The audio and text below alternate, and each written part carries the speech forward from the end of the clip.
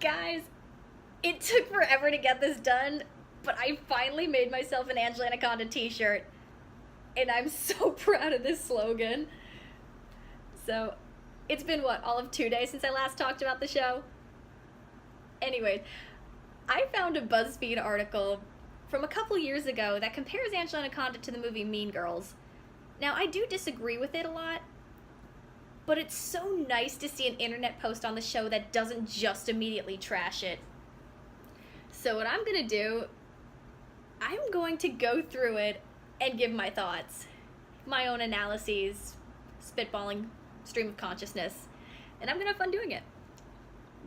Now, the leading lady, Katie Heron and Anaconda, young redhead protagonists who were the ultimate underdogs. I wouldn't call Anaconda a redhead. That's reddish brown hair. I mean, auburn at the most. I wouldn't call her a redhead. So, disagree on that front. The dream guy, Aaron Samuels and Johnny Abadi. Really? Johnny Abadi is the love interest? He doesn't have that much screen time. The chemistry certainly doesn't come off in the show, and I've seen a good chunk of the show so far, and it's, while Nanette flirts with him and he enjoys the intention, there's one episode where it's explicit he likes Angela. And even then, it never really goes addressed again. I don't know. Not really buying it there. The BFF, Janice Ian and Gina Lash. You see, here's another one I disagree with, because they're really different characters. And I think Angela has much more in common with Janice than she does Katie. One, they're both vengeful. And they're the ones, Katie's more the sacrificial lamb, the newcomer, the pawn, who's dragged into all the crap. But the real crap is really between Janice and Regina. And Janice is the one who orchestrates the revenge scheme and really brings in Katie to do that. Whereas, like in Anaconda, usually Angela's the one with the revenge fantasy. She's been the underdog. She's the one who's usually treated unfairly and is standing up for herself. Whereas the friends tend to get involved with that. Then they're not always called out on it either. I mean, Janice is celebrated for what she does. I mean, granted, Regina has it coming and there were all these deep-seated issues underneath that they're making a commentary on, but still. Janice is more the vengeful one, let's be real. Katie gets revenge fantasies, but I think Janice gets more Anaconda revenge fantasies. The wild card, Kevin G and Gordy Reinhardt. These two also are very different in that Gordy's really sweet, very quiet, and much more nervous, whereas Kevin is this very confident, boastful extrovert. However, they are both extremely bitchy. Oh, Gordy is very bitchy in the show, and there are times it comes out. It's really funny. So they are similar that way, I'll give it that. The Queen Bee, Regina George and Nanette Manoir. I mean, obviously, but even then, I find that the similarities between those two are only surface level, because they feel like very different characters to me. Now, they're both blonde, they're both the top of the school social hierarchy, they're both manipulative, they're both pretty open about it. But here's the thing, one, they do look different. I know, believe it or not all blondes look the same. Now these two, they don't really look the same. Different. Thing is, with Regina George, she is very confident and she is full of herself. She has this control over so many people. And she feels a bit more honest about that. Whereas Nanette Manoir is much more of a poser. At least that's how I read her. I do feel like she's more the social climber, whereas Regina's already at the top. And even the way they look is very, very different.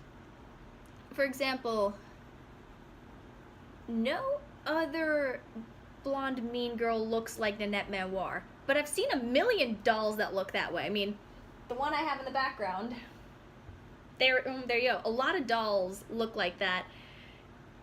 The fact that Nanette looks so doll-like, I think indicates the fact that she is fake. She's building herself up more than she really is. And she's much more somebody who is climbing to the top. Whereas Regina's already at the top, and she knows it, and she owns it. There are differences there.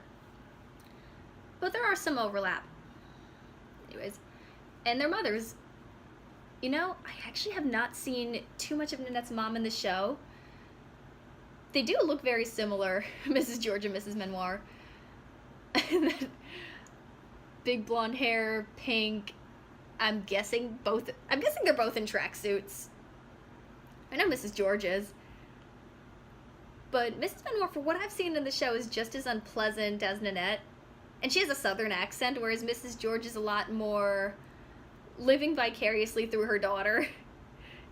And is extremely permissible.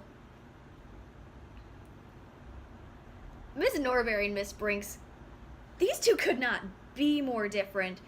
Miss Norbury is an eccentric loser who always has things go wrong for her. She's the butt monkey. But she ultimately does want the best for her students, and she wants to encourage them, and she does want people to be true to themselves. Miss Brinks is not.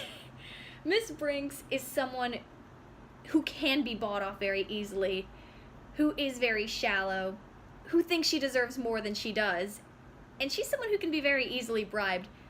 That and she has some underlying issues, because she has a unnaturally close relationship with Nanette, and later there is an episode where when Nanette's out of the picture, she starts getting obsessed with Angela. So personally, I wonder if Miss Brinks is secretly a baby snatcher. I don't know. The coach Carr, Coach Reinhardt. This is another one. Even they acknowledge this one's a bit of a stretch. They acknowledge there's only one Damien. Fair enough. Yeah, well, Angela Anaconda is Josephine Praline. Sweet Catholic girl. But I wonder if that's a stereotype. Anyways. Regina and Nanette's houses, yeah. Those are very similar. Similar bedrooms.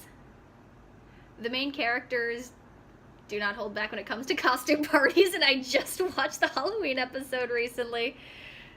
So that one's a fitting comparison, I'll give it that. They do both have creative imaginations, which is code for revenge fantasies, though I still say it's more of a Janice thing. They've spent their fair share of quality time alone in the girls' bathroom. Angela also spent time in the boys' bathroom, because the girls' line also has a huge line all the time. They gave you some serious relationship goals. Again, it never comes off that Angela and Johnny are supposed to be a thing. I refuse to believe that she and Nanette hate each other because of him, if that's what this is implying. I don't know. I don't buy it. Not for 1 second. And then they're just comparing Nanette's posse with the plastics. Here's the thing. Mean Girls gets this comparison a lot too. But honestly, I think Angela Anaconda has a lot more in common with Heathers than it does Mean Girls. One, between the protagonists, much closer physical resemblance. Two, they're both a lot darker, much more cynical. While Mean Girls has its fair share of caustic one-liners, the overall tone is very happy, very positive. Heathers and Angela Anaconda tends to embrace its cynicism a lot more. And finally, I think it has more in common with Heathers because both of them have way more of a niche appeal.